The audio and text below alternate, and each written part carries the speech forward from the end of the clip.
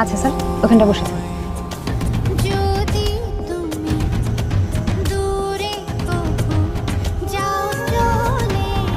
Sir উনি পেশেন্টের বাড়ি।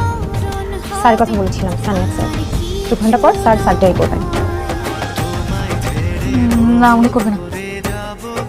কি বলছেন? স্যার তো করবেন বলেছেন। না না না, উনি করবেন না। আমি চাই না উনি সার্জারিটা করুন।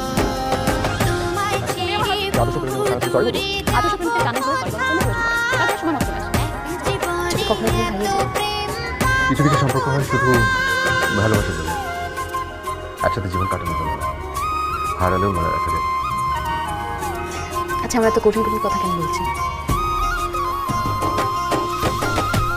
আপনার কি বোঝাতে চাইছেন? এই কমিটি যদি ব্যর্থ হয় তাহলে বছরের পর বছর এই হাসপাতাল চলছে কি হবে? আপনার এই প্রশ্নটা আপনি নিজেই করুন, আপনি একটু বলুন কীভাবে চলছে? আসলে তো চলছে, যদি চলে থাকে আমি বুঝতে পারছি সেটা শিক্ষা শিক্ষা হওয়াই উচিত। তুমি কেন রাগ করছো?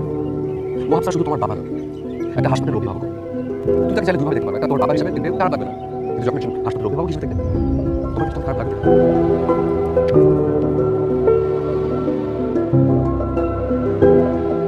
আমার মেয়েকে তুমি কি বলেছো? আমি কোনো কিছু বলছি, যেটা জোর করেছে তাই বলছি। আমি কিছু বলিনি, যেটা সত্যি তাই বলছি। আমার মেয়েকে তুমি এসব কথা বলতে পারো না। আপনার কোনো কিছু জানার অধিকার আপনার মেয়ের না থাকতে পারে, কিন্তু আমার সব কিছু জানার অধিকার কিন্তু তিনার আছে। চুপ করে স্টপ ইট। আমার কোনো অধিকারই নেই। আমি বেঁচে থাকতে আমার মেয়েকে আমি তোমার ঘরে দিচ্ছি না। এই ছেলেই আমার জীবন নেবে। রহমান সাহেব, কালকে হসপিটাল থেকে সানিয়াকে বের করে দেবো। কি বলছেন এসব? ওকে বের করে দিলে হাসপাতাল চালাবো কি? চলুক বা না চলুক, ও এমন কি হয়ে গেছে?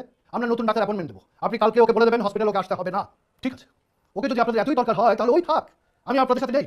হয় ও থাকবে, নাহলে নাহলে আমি থাকবো। দিনা দিনা দিনা